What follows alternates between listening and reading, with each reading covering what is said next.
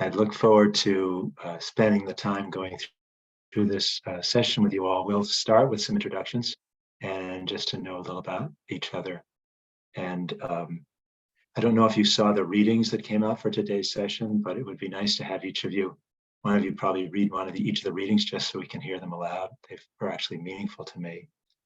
I'll spend a little time talking about my own life story, kind of what happened over the course of the decades that may be of some use. And then we'll spend some time meditating together on a life question that each of you may have relating to career, vocation, and right livelihood.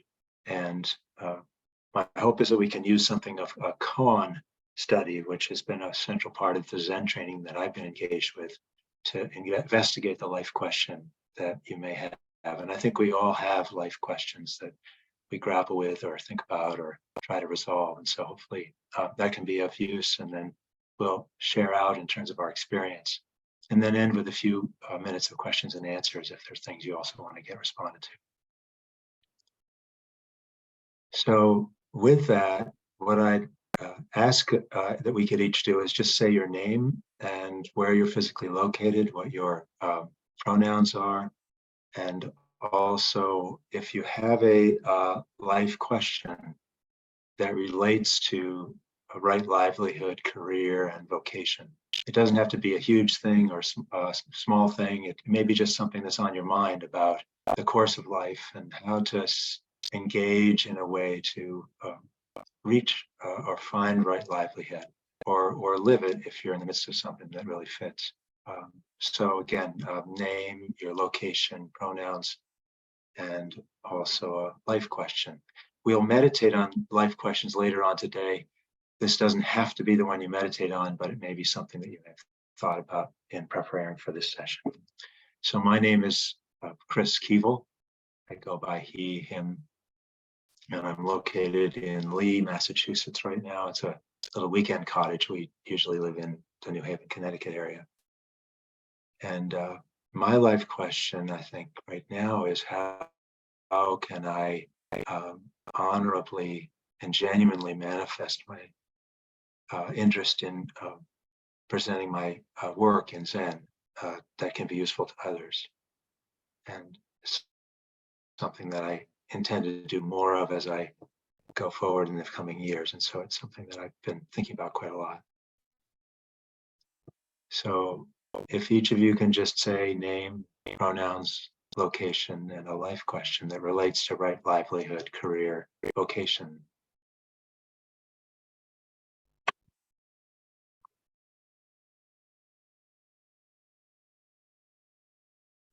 Hi, I don't know if, okay, so my name is Amy. I am in Boston. I use they, them pronouns.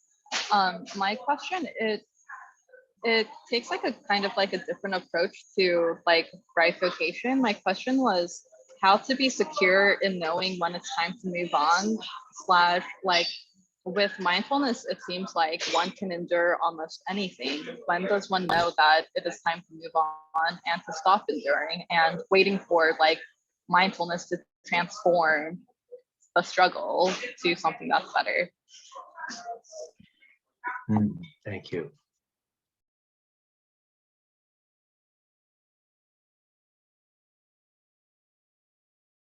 Maybe I'll go around the screen if that's okay. Jason? Hi, everybody.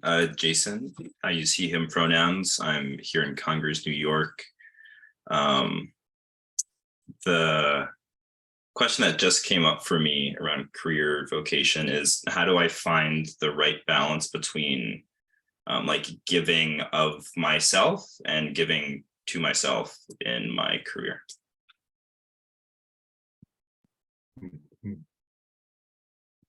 Thank you. Sarah? Hi, everyone. My name is Sarah. My pronouns are she, her, and I'm based in Tampa, Florida. And I think my question is,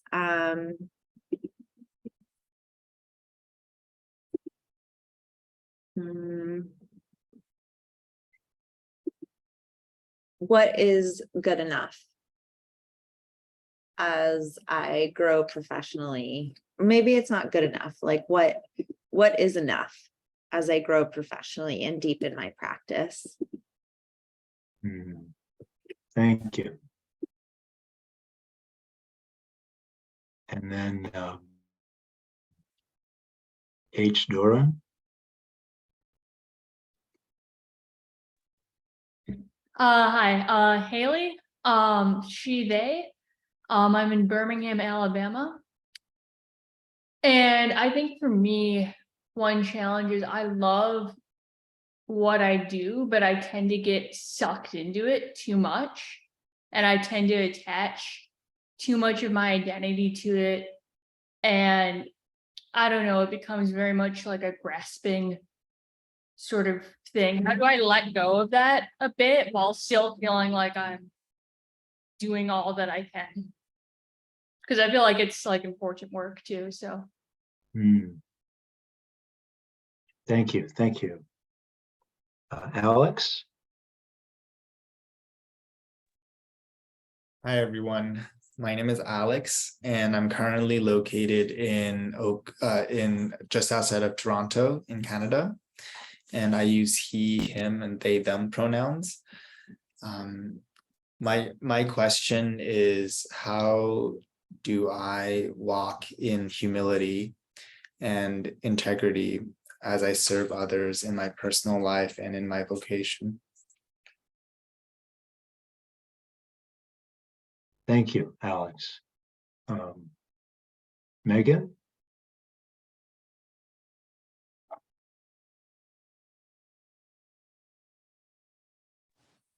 Oh, hi. I tried to enter something in the chat, but I'm going without video due to signal.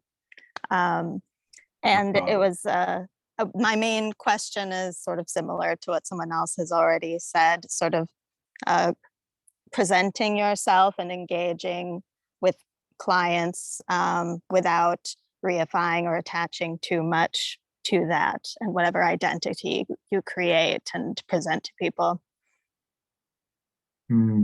Thank you. Chris? Hi, my name is Chris, he, him, from Toronto.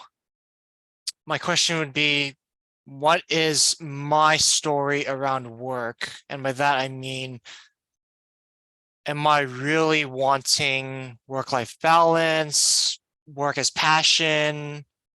Like, how do I fit in work with the time I have on this earth? Thank you.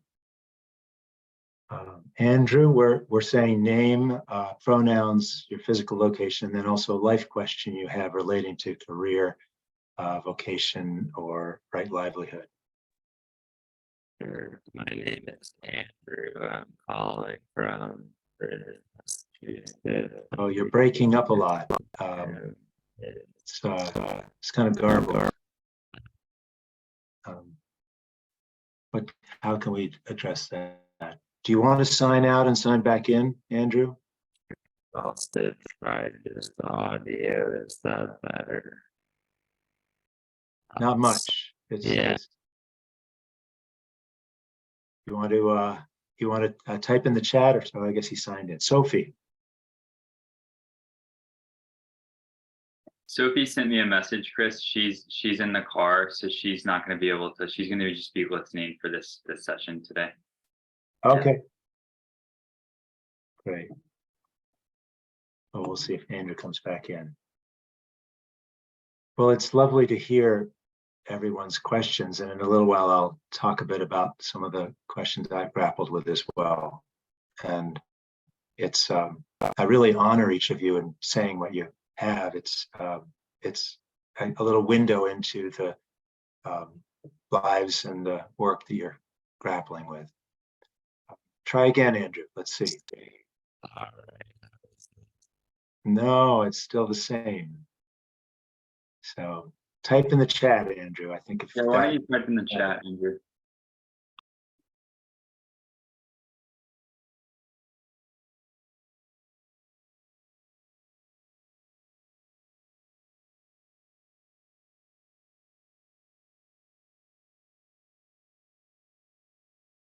Thank you, Andrew. Cambridge, he, him, his. Question.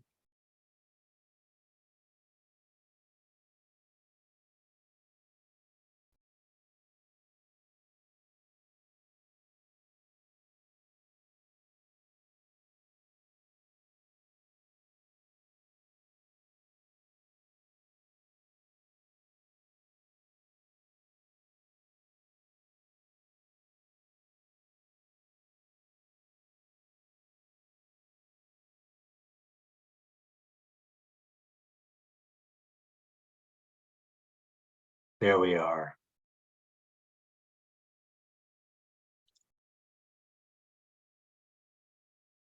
I'm sure when it's appropriate to ask people for money and when it's more taboo to involve money in the situation. That's sweet. That's important. Thank you.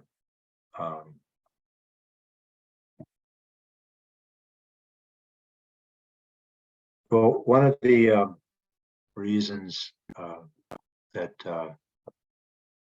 I was asked to engage with this Dharma Gate session is because it's certainly been a process for me to sort out how to find right livelihood. I included some readings for the session that had been really meaningful to me. One is an excerpt from The Prophet by Khalil Gibran. And I worked at a summer camp in Vermont. Can you all hear me okay? I got a signal that, okay, good. And the summer camp was a Quaker camp, and we did a lot of work, farm work, work on the carpentry work. And there was a quote on the wall outside the dining hall. And it was one that I actually included here. Would anybody want to read from the pre-reading, read out loud? Is there anybody who'd be willing to do that? I can read it too, but I thought it might be nice if one of you were willing to read this first pre-reading of Work is Love Made Visible. Is there anybody who could do that? I'll read it. Thank you, Sarah. Sure. Work is love made visible. And if you cannot work with love, but only with distaste, it is better that you should leave your work and sit at the gate of the temple and take alms of those who work with joy. For if you bake bread with indifference, you bake a bitter bread that feeds but half a hunger.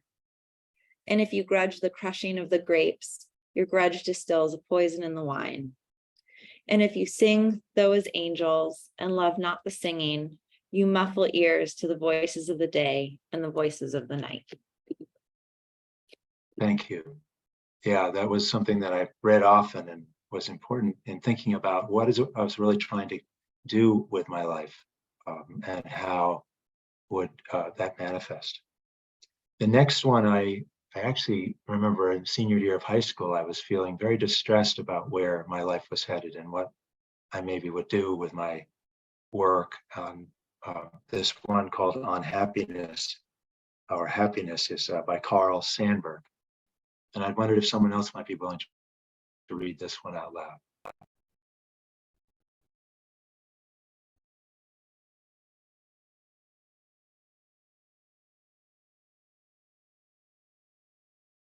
No one else?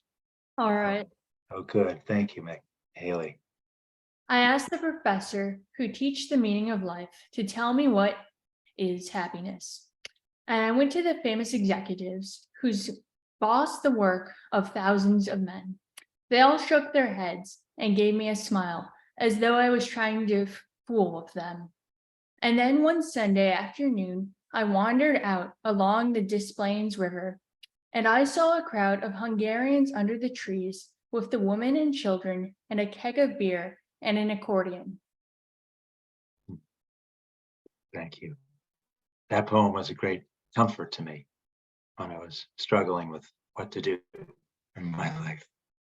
And this last one, a quote from Mother Teresa, was also something that's resonated in me over the years. I wondered if somebody else might be willing to read it.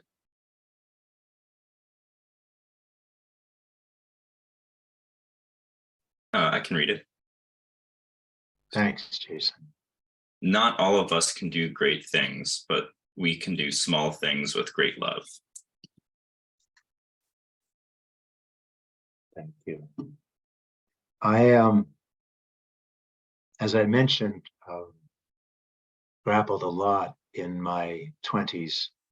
I went to Amherst College, and it was a great disturbance or struggle in my life. I felt that I had to figure out what I would do with my life, but I really didn't have a good sense of the future. It was at the time of the Vietnam War, which had some similarities to some of the concerns and feelings of the whole world is falling apart that I think we feel now somewhat in our lives. At least I feel like there's some kind of return to that. And I felt that I wanted to make my life into something really meaningful and something that would address the challenges we face. And I was struggling with whether I should apply to medical school. My father was a doctor, and he thought that I would be great as a doctor, and yet somehow it really didn't feel right. And I actually got up and walked out of the medical college admissions exam in the middle of it because I had kind of a sudden realization that something was really wrong with that particular path. And after I graduated from college, I went to night school in carpentry at Northeastern University in Boston and spent a year learning everything about carpentry, and then spent 8 years working as a carpenter, building solar homes, and living first in Vermont, then in Oregon. And it was a wonderful time of life. I also was playing folk music and calling contra dances and traveling and enjoying group gatherings and people having a wonderful time together and doing honest work. It felt like building houses for people that found them useful. But I found that there was some kind of other energy in me that I wanted to express that wasn't really getting expressed through working as a carpenter and doing folk music and dance calling. And so I struggled a lot wondering what it was that should be my longer term objectives. And I finally decided that when I'd been working at this Quaker summer camp, which I've mentioned, we had learned how to do facilitation of group meetings. And I decided that it would be wonderful to be able to facilitate working with organizations to help them work better and run better together. And then I went to business school in order to get a management consulting degree, and then went into management consulting in that. I also worked as you heard, in the corporate management consulting world, but I felt challenges there working for big corporations, and it never sat right with me. And so finally had the opportunity to start up a consulting firm focusing on nonprofit organizations. And in many ways, it feels like 30 years after I started grappling with what should I do as a career, I landed in something that put all the pieces together. But I went through long periods of time where I felt a great deal of disturbance and sort of out of balance, wondering what I should do for the future. Over much of that time, since 1991, I've been practicing Zen and working with a teacher who is a lineage teacher, as you heard from VI at the beginning of the session. And I engaged in Koan study with him. And a koan is a story, a brief story, usually in the Zen tradition, but has an answer which is only really knowable through deep meditation, where one actually investigates the question and allows the question to tell you its answer, rather than to try to think it through or write out lists or analyze it. It's very much of a process of investigation through spiritual inquiry.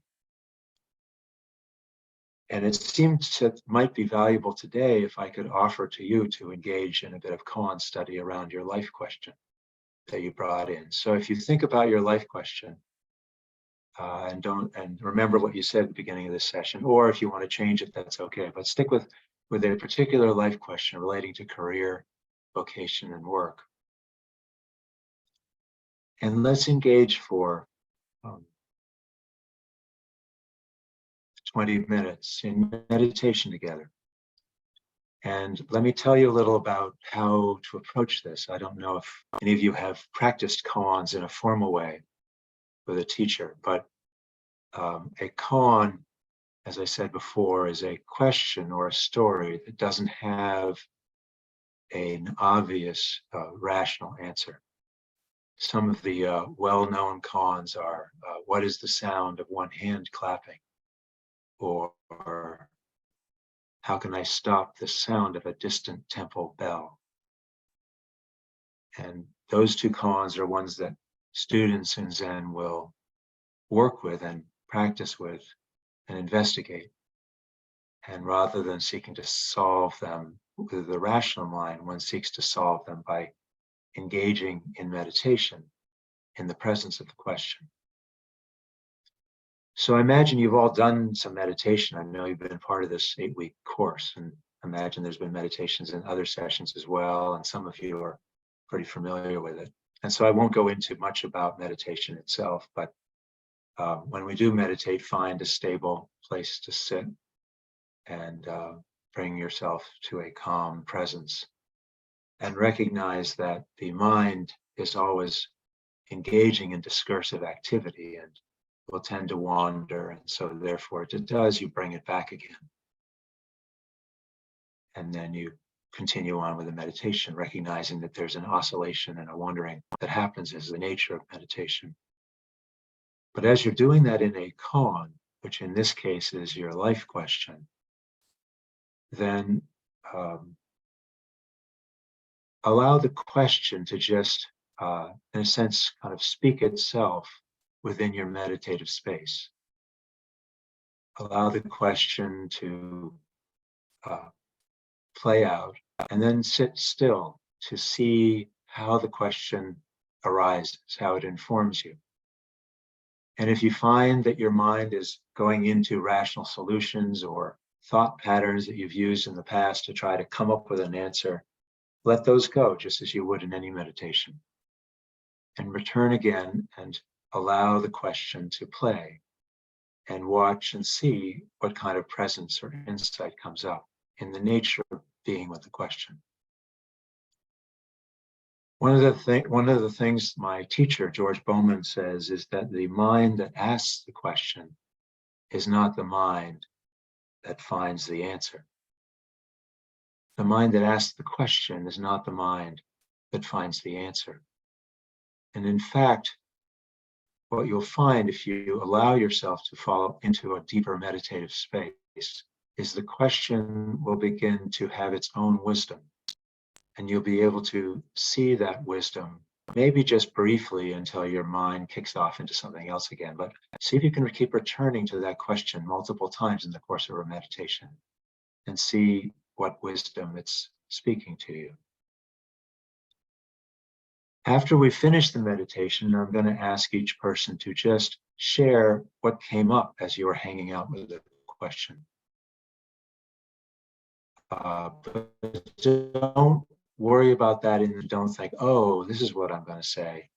You'll have time to figure that out when you get to the end. But rather engage honestly in the meditation itself with the koan study of this life question that you have. So with that, recall the life question that you brought up at the beginning of this time together, and then we'll meditate together for 20 minutes and then come back to share from our experience afterwards. And I don't know, do you have a bell there? Or if I ring a bell, can it be heard? I know on Zoom sometimes it filters out bells. Why don't you try on your side to ring a bell? Yeah. Let me just try it once here. Can you hear a bell? No. There's a particular setting on Zoom, which is a setting for called, what is it? Something like real sound, but that's okay. I'll just start the meditation by saying we're starting now and by saying we're done. Great. So thank you all, and taking your life question, honoring the nature of that question for you, the wisdom that it carries, the importance of it for your life. Rest in that question, bringing yourself back to that question as we sit for 20 minutes. The meditation is now beginning. Welcome. I have such a dear experience of having a chance to sit with each of you and meditate. I know it seems like it should be the same as just meditating on one's own, but it feels so much different. And I'm so honored by each of you being here and participating in this, and it touches me and adds to the quality of sharing meditation together.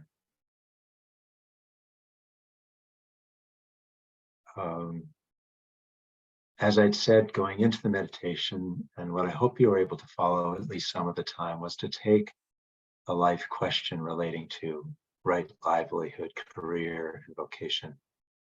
Perhaps the one that you had said at the beginning of the session, and allow the question to open its own wisdom to you, and to return to the question multiple times as the mind engages in discursive activity. And what I thought would be lovely to hear was just what you experienced or anything that came up as you were hanging out with the question and spending time allowing it to be there with you.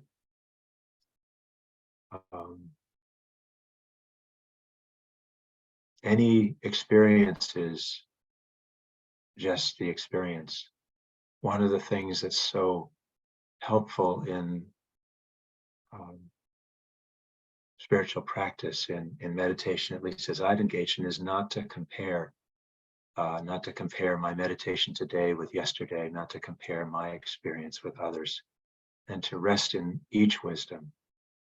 And I have no doubt that there was some formal wisdom for each person, but it might have been quite different for different people. But I think we can see how something came up in the course of our meditation. So if you're willing, I'll go around my screen and just call on each person and ask you to just speak briefly to what came up in the course of your meditation. If you feel uncomfortable sharing, you can say, I'd like to pass, but it would be dear and I think helpful for all of us to hear what your engagement was. So, any questions before we engage in this activity? Anything that people want to hear? No? All set? Okay. Well, perhaps, Jason, would you be willing to start by sharing anything about your experience being present with your question? And say your question first, so we know what you were engaging with, and then Yeah.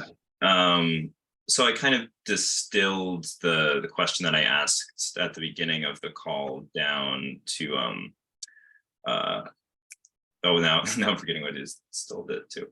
How do I work in a balanced way? And so sitting with that, there wasn't really anything new that came up. It felt kind of like peaceful to drop in and just like keep like letting the question like open up. But it felt like I kind of was like sitting in my current understanding of it through the whole time, which is even before we started like the formal meditation, and like the question like came to me. And my understanding of it right now is just like I need to keep paying attention in order to see how to do that. And so I guess it was kind of like my current understanding stayed consistent throughout. Nothing really shifted. Thank you, Jason.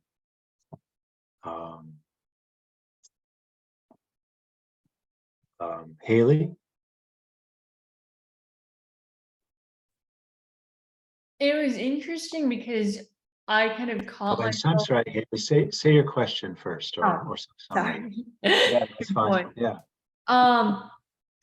So I was kind of asking myself, how can I like I find I put myself in a position where a lot of my identity is kind of consumed by what I do, and there's a lot of effort to kind of, gosh, it's such a messy question, but to kind of like keep being able to have this identity and like do all these things and whatnot. I'm pushing, and yeah.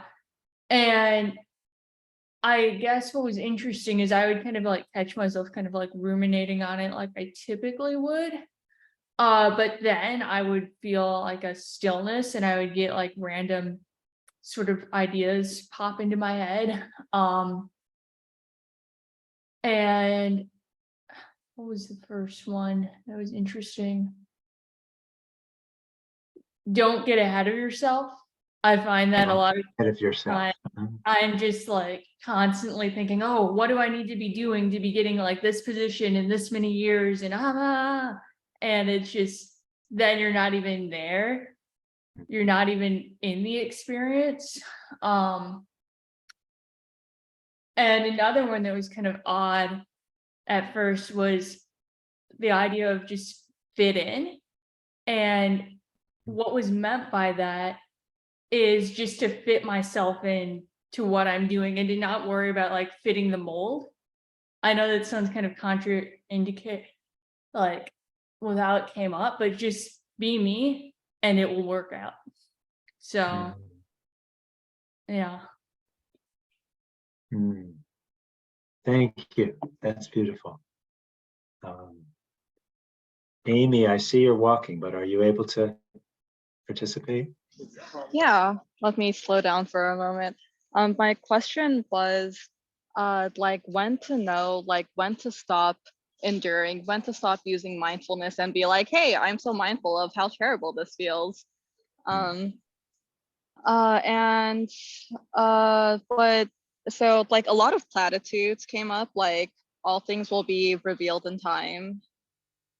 And I realized that if you aren't clinging and you aren't averse to whatever your vocation or like career or like whatever is like popping up for you, like that gives you the freedom to like actually pursue the things that you are interested in without clinging and without aversion, because like there's nothing stopping you, but there's also nothing pushing you. So like in that moment, you are like truly free to do whatever you want. And another thing that came up was, in the case that you don't already know, one must learn. So yeah, that was it. Meaning in the case when you already don't know something, say in the job or career, or don't already know how to use mindfulness to know how to stay or move on? I mostly more like if you don't know if this is like quote unquote right for you, like if you stay with it, you will learn one way or the other. Thank you. Yeah. Great. Alex. So my question was, how do I walk in humility and integrity as I serve others in my personal life and vocation? And in this question, I realized that the right livelihood had quite is related quite deeply with my personal discipline and my honesty with myself. One of the first things that came up was this voice that just said, be honest with yourself, and to let go and surrender to a greater divine plan. I think what Haley was saying as well, don't get ahead of yourself. And I also reflect upon, putting the cart before the horse.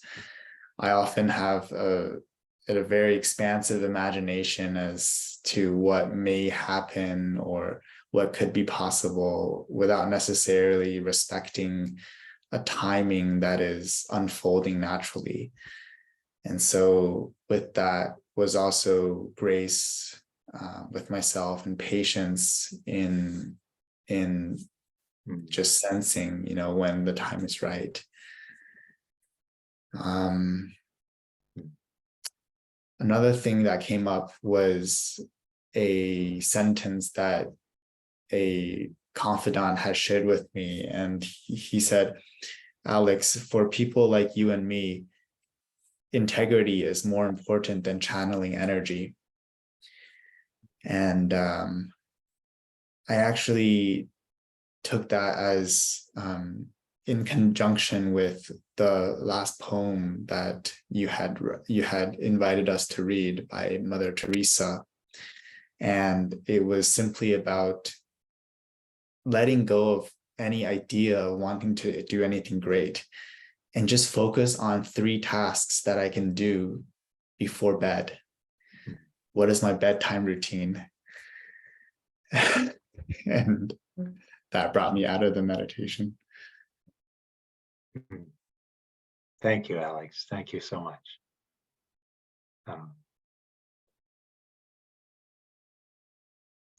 Chris? Yeah, my question was, what is my attitude towards work? And as I was sitting with the question, I initially felt some shame around, am I not working hard enough, or am I not working my passion in a way that feels like I can broadcast it to the world? If there's this thing about like attention and like what you do, and what are the types of stories that you tell other people about what you do and how you live, and yeah, just like dealing with certain troubles of like, how do I fit my passions into this sort of box we call a job? And then there's like a part of me that doesn't really want to do that because it feels like it would very like compromise the integrity of the things that I just genuinely like doing. That in order to sort of like put like a pressure to produce, then I would sort of lose the interest in those things. And I was just like processing from my body mostly these kind of questions and concerns. So that's what was just sitting for me. It was just those like very sensations and like feelings, emotions with that. Yeah, lovely, Chris. And I think it shares of how things can transition from your story to kind of coming out of the actual situation.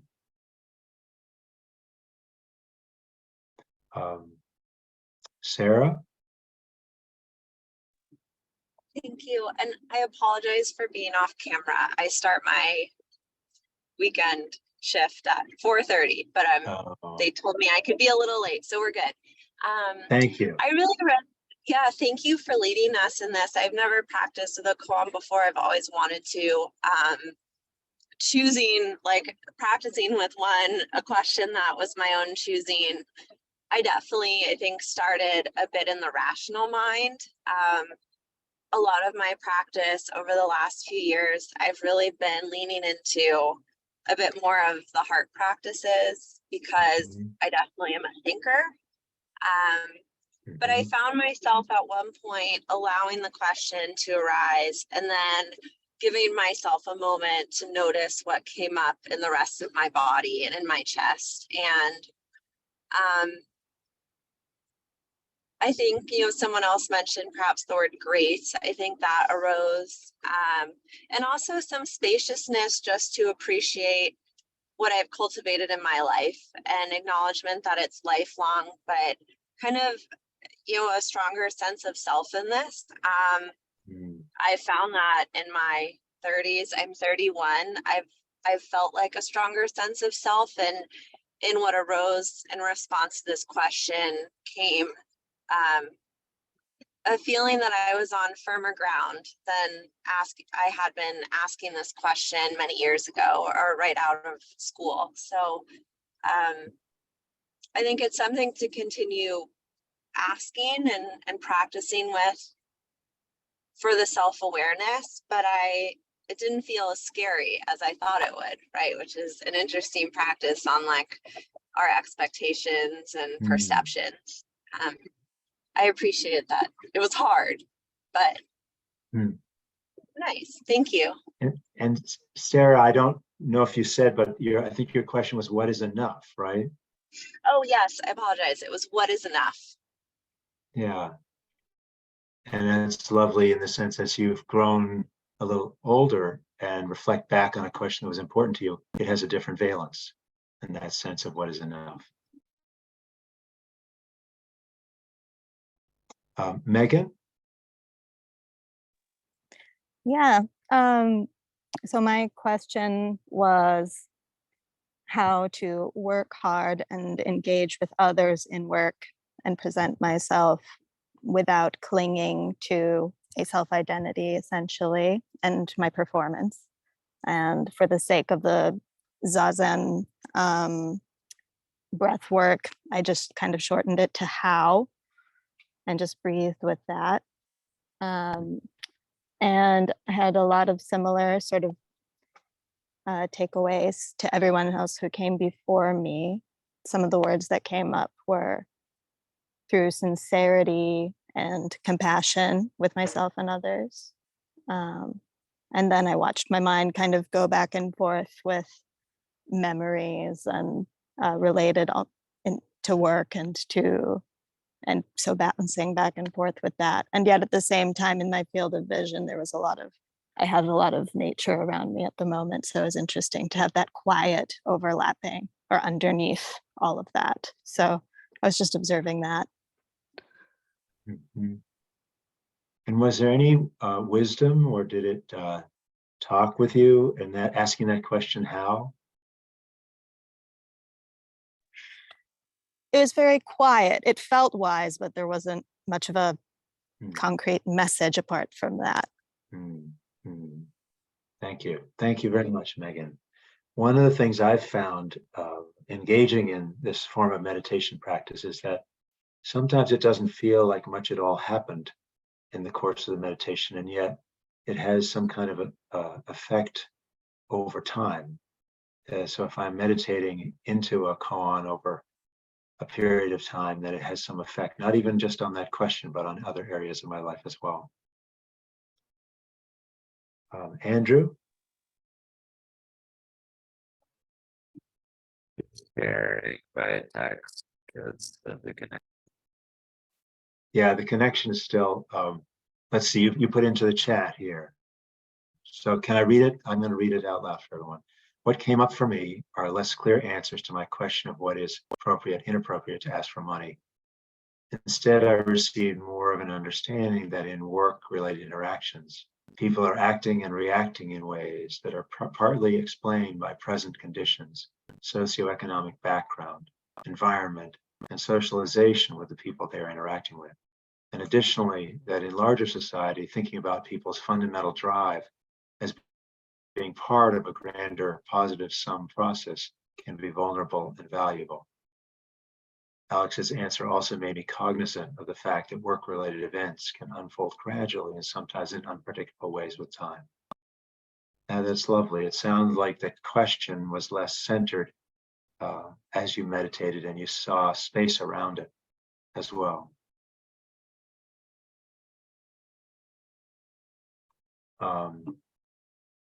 Let's see, Izzy, were you able to engage? I know you joined in the middle of the meditation, but yes, I only had a little. Yeah.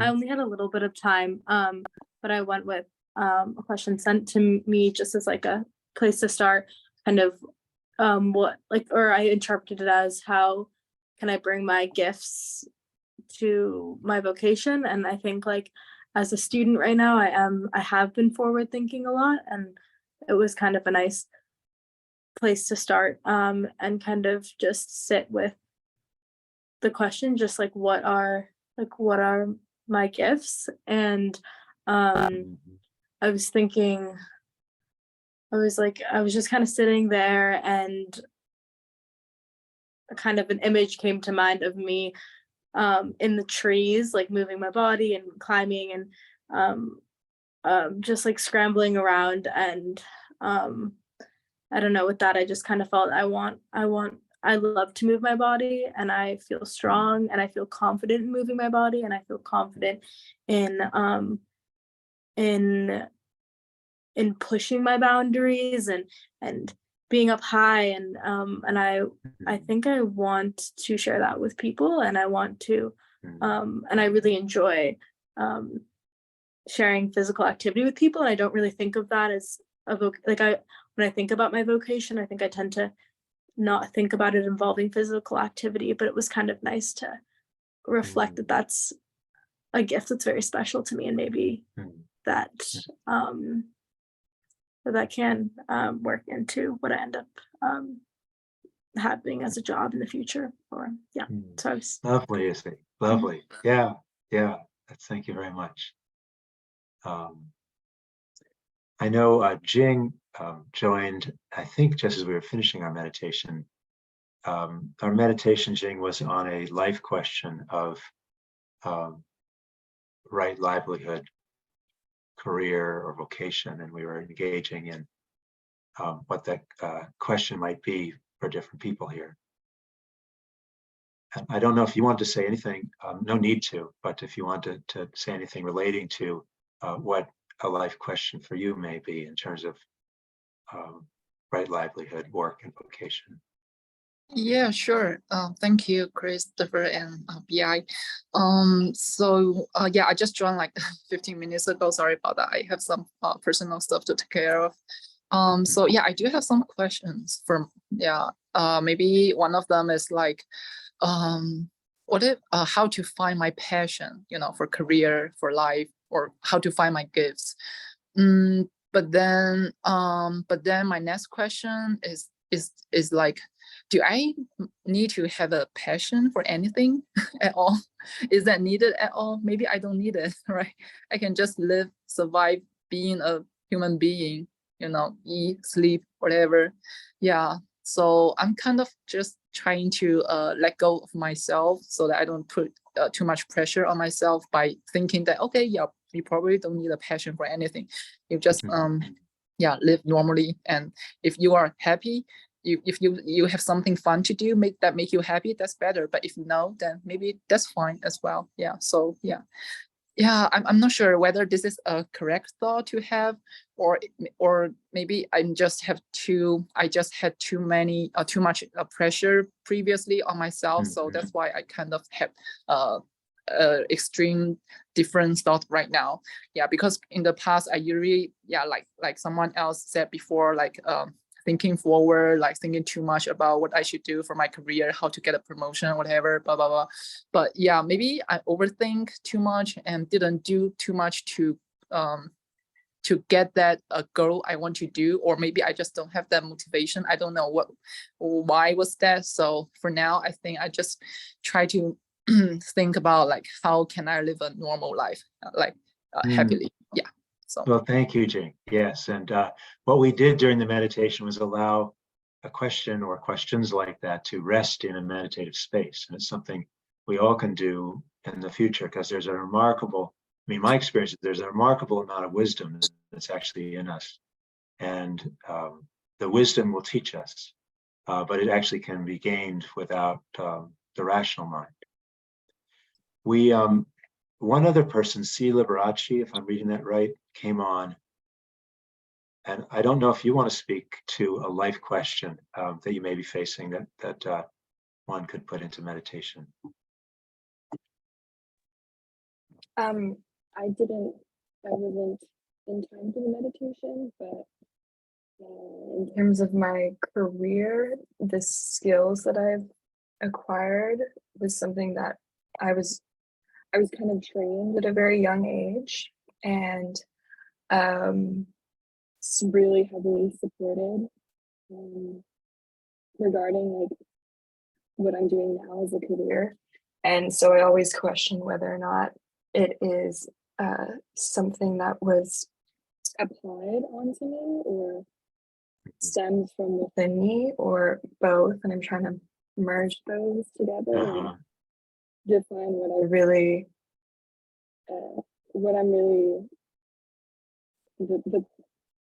how I can get the most out of being here and in terms of my purpose. Well, thank you all. I think we lost her, but maybe she'll be back in. And BI, I don't know if you want to speak to that question as well. I imagine you might have engaged. So do you have any contribution? Sure, yeah. It was kind of beautifully like personal for me to be here and like with you guys, as this is a part of my work. My question was, how do I bring more of my gifts to my work? So a similar question to Izzy. And there was something sort of interesting happened. Like my body like wanted to my chest opened at some point, and it started out kind of small, but there was this sort of growing feeling that it was a mixture of like joy.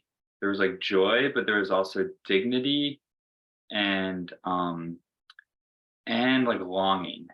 So I think the joy and the dignity were like, yeah, like you're following something, but the longing is like this, I think of it as like a existential restlessness that I hope never really goes away, to like build a beautiful world, to bring the heavenly realm here on earth with others. Yeah. And the one other thing I'll share is that at one point there was this very strong voice like, ask for help.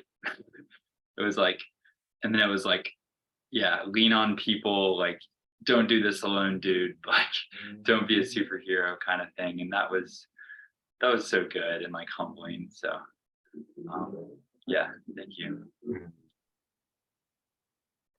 Thank you, BI. That's very touching. And as most of you heard at the beginning of the session, also said my life question of how to offer teaching in Zen and a spiritual tradition in a way that can be really helpful to people.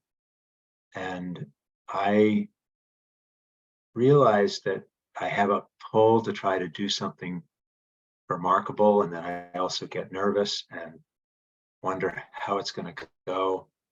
And I realized how I so deeply love and appreciate what I've learned over the years in this spiritual tradition. And certainly it's not the only spiritual tradition by which wonderful gifts arise, but for me, this has been really meaningful. And I just need to put myself out there genuinely to offer what best I can to others. And it felt that it was very simple. And for me, it's very touching to be able to offer something that I've engaged with to each of you as you come to find out what's happening. And it's a treat. And so that's been learning for me. We have a few more minutes, and I thought if there's any of you have any questions that I could answer, I'd be glad to offer responses. So in our remaining 10 minutes or so, if any of you have questions, I'd be glad to respond. Yeah, Chris. Yeah, I have a question. So what do you think about, I want to tie this towards jobs and social impact. Do you think that there are certain jobs that don't serve right livelihood at all? And how do you think about how certain jobs like prioritize like action for climate change or tackling wicked problems like homelessness? Like how do you think about those things? I think the answer to that is each person's answer. I have a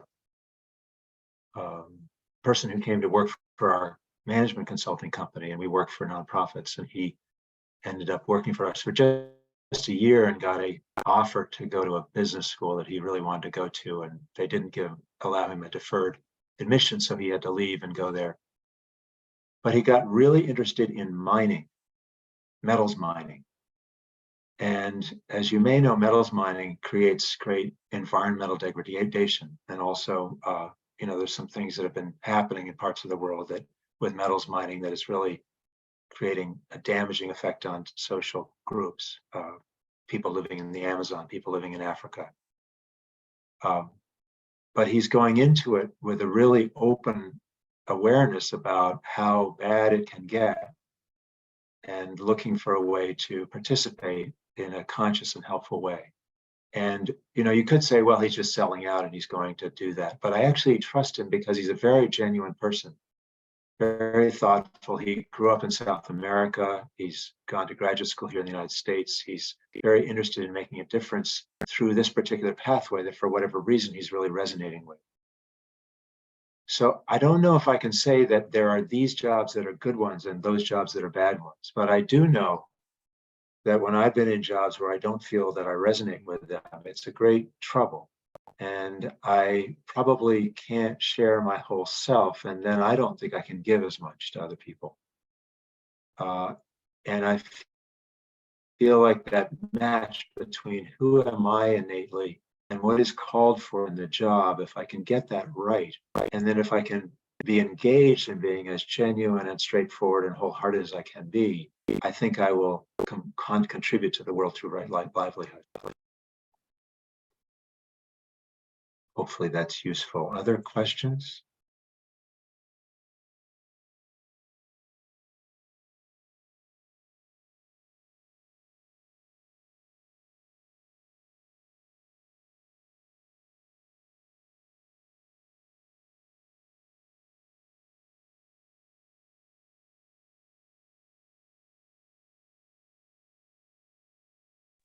This is kind of random, but how did you get started in studying koans formally, and like what's the process for getting involved with that?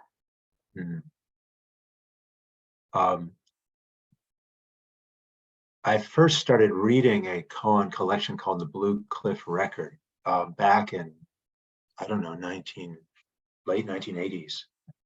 And I was kind of bowled over because I experienced in reading it that I didn't know what it was saying. It was very confusing, but there was something deep in it that I felt like this is talking about something I have been aware of all my life, and I haven't found any place that expresses it.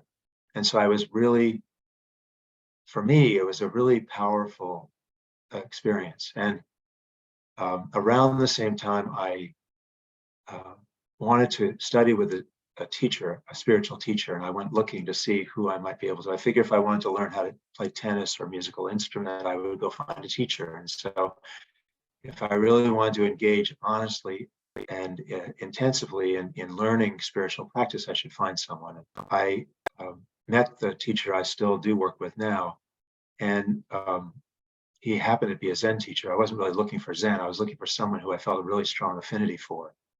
And over the years, it's been clear. I mean, he and I have very many similarities, and there's a lot of resonance.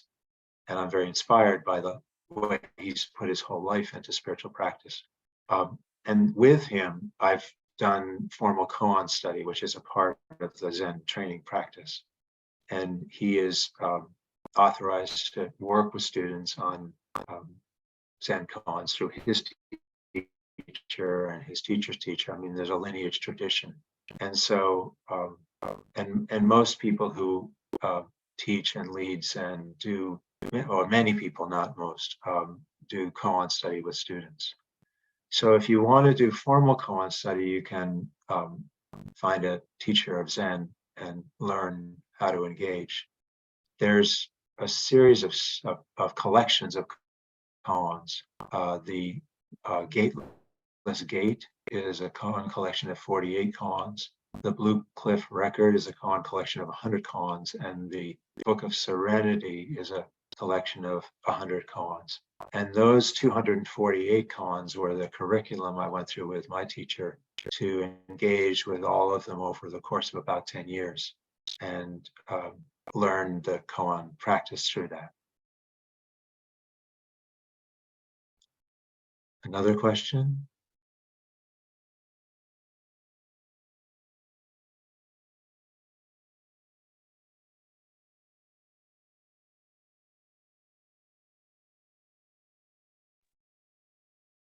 No one else has one. I have one. Jing unmuted. Do you wanted to ask a question, Jing? Jing, do you have one? No, BR, you go first. Yeah, no. Are you sure? We only have a couple minutes, Okay. Jing, so I prefer Oh, you. okay. Oh, sorry. Just one question. Like, what is the most frequent questions you heard people asking, like during your career or your consultant experience? Like when people consult you about their career or vocation or whatever. So, what do you think is the most interesting or most impressive or most frequent? Yeah, you would like to share with us? Well, just as a brief answer, I think the process of grappling with one's own innate way and how to manifest that through work. And I think that there's a transition, obviously, that happens when people leave school and go into the work world.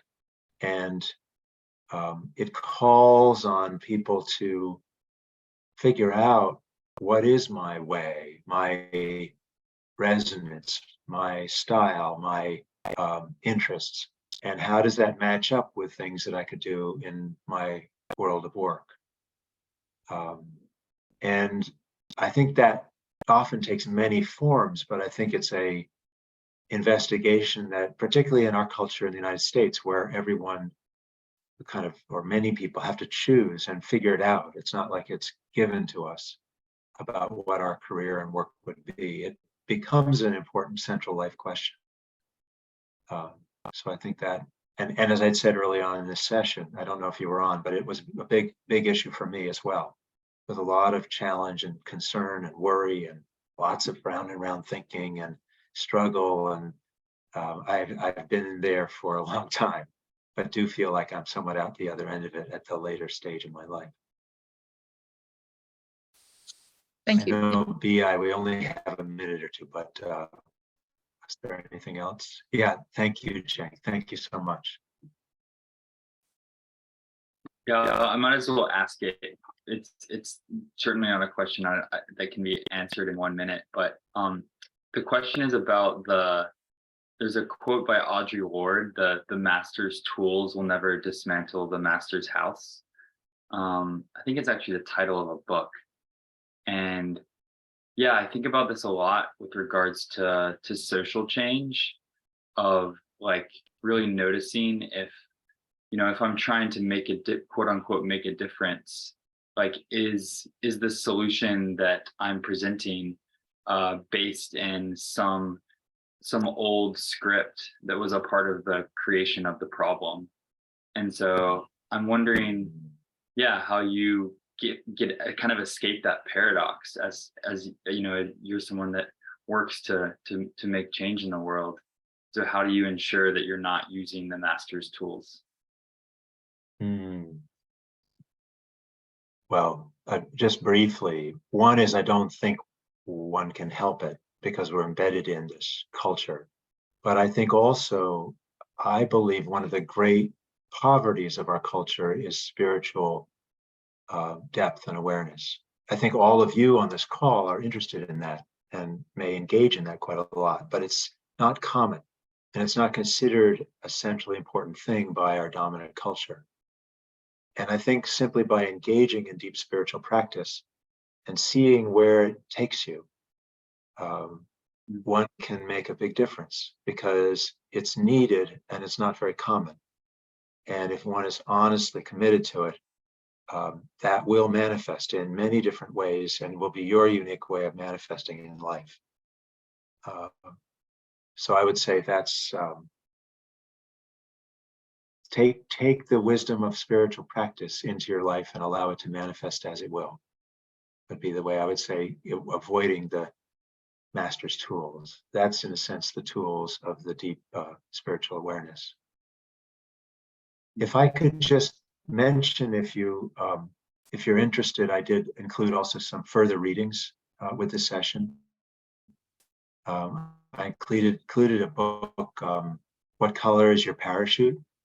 By Richard Bowles, which I found really helpful early in my career about what I'm actually good at and what I like to do, which helped me match up with what I would be happy working at.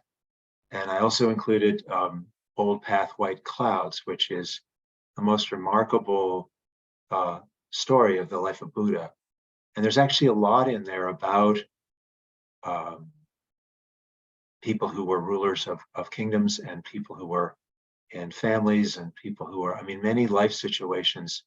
And it gives a lot of wisdom about how to live into life situations other than just say the story of Buddha's life. Many stories in there. And I also included the book that I've written called Finding Zen in the Ordinary, which is a collection of 48 vignettes of when spiritual awareness arose and informed me in some way, in ways that I thought might be helpful for other people to experience as well. And you can get all of those books on Amazon if you're interested, or through other sources as well. I also host monthly meditations with Garden Oak Sangha, and that's at gardenoaksangha.org. And so if you're at all interested in participating in meditations with others in that way, you could check out the website and see if it interests you at all. And there's a contact page in there where you can get in touch with me. But all of that said, as I'm just deeply appreciative of having the chance to spend this time with each of you. It's just a little dip of the toe in the water. I feel like each of you are such amazing people, just with a little bit that I can feel and see. And I wish you all the best in the days as they go forward. Thank you so much, Chris. Thank you for being here. Yeah, I feel like touched today, and this was a really nice discussion and exploration, and fits so nicely in with this whole course. You know, the whole course is in some ways one big koan of like how to live a beautiful life that we're continuing asking ourselves each session. So thank you everyone, and have a beautiful rest of your Sunday. We'll see you next week. Thank you Chris. all. Thanks, Christopher. Thanks, BI. Thank you. Thank you.